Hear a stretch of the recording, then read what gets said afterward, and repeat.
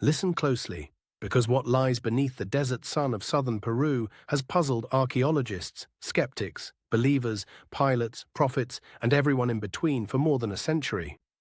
You're about to walk, mentally at least, into a landscape where lines stretch beyond the horizon, animals take shape bigger than stadiums, and geometric figures appear with a precision too perfect to dismiss as coincidence. And yet, these massive shapes were drawn by a people who left behind no written language, no recorded explanations, and no clear instructions for those who would come thousands of years later, staring down from the sky and asking the same single question: why? The Nazca lines. Miles upon miles of ancient etchings carved into the desert floor, visible only from above, as if the artists themselves expected an audience not of the earth, but of the air, or perhaps something far beyond it. Tonight I want you to imagine yourself not merely as an observer, but as someone wandering across this strange plateau. The ground is flat, dry, fiercely silent. It feels like you're walking across a parchment someone once wrote on, but the ink has long evaporated, leaving only the marks carved deep below the surface. These lines, some razor straight and stretching over kilometers, others swirling into complex living forms.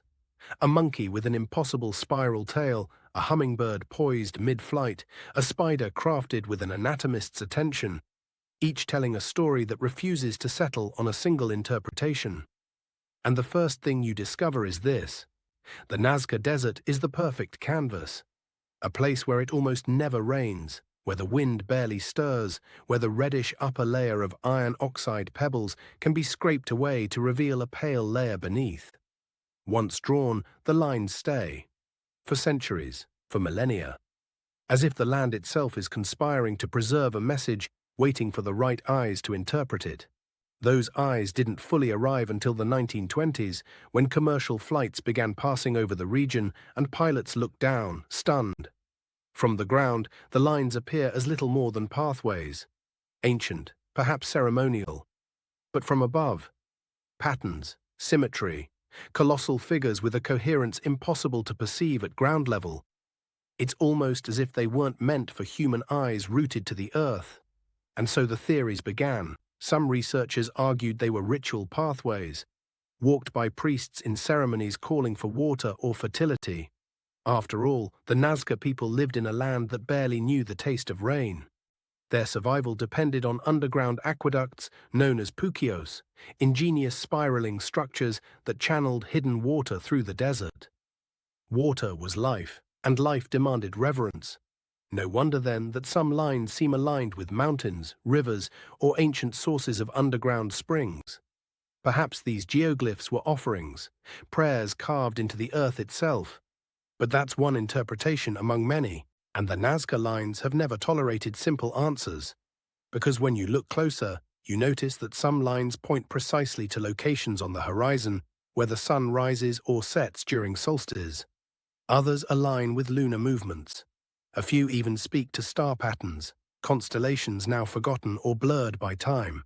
Could the lines be a celestial calendar, a giant astronomical map designed not for individual stargazers, but for an entire civilization to use as a cosmic compass?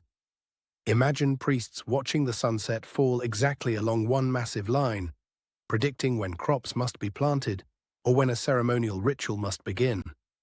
For a society that depended on the uncertain generosity of the desert climate, the heavens would have been a guide not of wonder, but of necessity. And yet, there are anomalies, lines too long and perfect to have been drawn without aerial guidance. Shapes too huge to appreciate without height, geometric figures so mathematically precise that, even with modern tools, recreating them at scale would be a momentous challenge.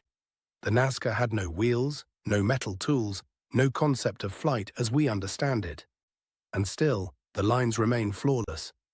So the next question emerges, one whispered at first, but growing louder over decades. What if the Nazca created these drawings for someone who could see them from above? A symbolic language meant for sky gods, celestial beings, or visitors whose vantage point was not bound to the desert floor. This is where myth and speculation meet in the haze. Stories of ancient astronauts, gods descending from the heavens, legends of beings who promised knowledge and demanded offerings carved into the earth itself. Even the shapes invite questions. The hummingbird, long associated with resurrection and messengers. The monkey, linked to the constellations visible from the southern hemisphere. The spider, connected to fertility myths. The enormous hands, one with 4 fingers, one with 5, as if hinting at a lost story we no longer understand. And the so-called astronaut figure, a humanoid shape with a large head and raised arm, some saying it resembles a being in a suit far more than any ancient figure known from regional art. But not all mysteries must end in the extraordinary. Some explanations rest in the power of human ingenuity. Modern experiments show that groups of people using ropes and stakes can recreate giant figures with astounding accuracy. No need for flight, only coordination and knowledge of geometry. Perhaps the Nazca created the lines by walking them, pacing the ground in groups under the guidance of master planners who held the entire design in their minds or in small-scale models. And yet, the sense of mystery doesn't fade, because even if humans could physically create the lines, we still don't know why they did. Ritual, astronomy, art, communication with deities, a combination of all these, or something else entirely, something we haven't yet considered because we're still looking at the world through our own modern assumptions. There's also the question of preservation. Why do some figures remain untouched while others are distorted? As if the desert itself has selected which messages are important. Why are some animals depicted while others, ones crucial to the Nazca diet and culture, never appear? And why, among all the figures, are there so many perfectly straight lines, crossing each other, stretching over vast distances, almost like runways? This alone has fueled decades of speculation about ancient aircraft, landing zones, or symbolic sky corridors. Perhaps these lines weren't meant to guide beings to Earth, but to direct something skyward. Walk deeper into the desert in your mind now. Imagine the Nazca people gathering under torchlight, priests chanting, and a community working together to carve a design so large it could only be witnessed by the gods.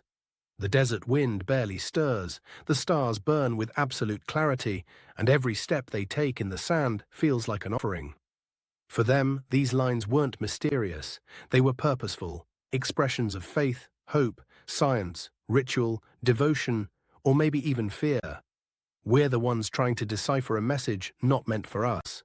As we uncover more through modern tools, satellite imaging, ground-penetrating radar, high-resolution scans, we find even more lines, some hidden beneath shifting sands for centuries, revealing new shapes, new meaning, new questions. And with each discovery, one truth becomes clear.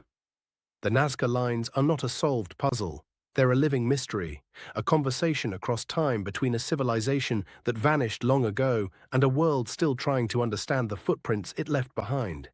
Tonight, as you reflect on all of this, ask yourself what truth feels most real. Are the Nazca lines a celestial map, a sacred prayer etched into the desert, a grand artistic expression, a survival tool, a signal to beings from the sky, or something we haven't yet imagined, something waiting for the right moment, the right mind to see it clearly?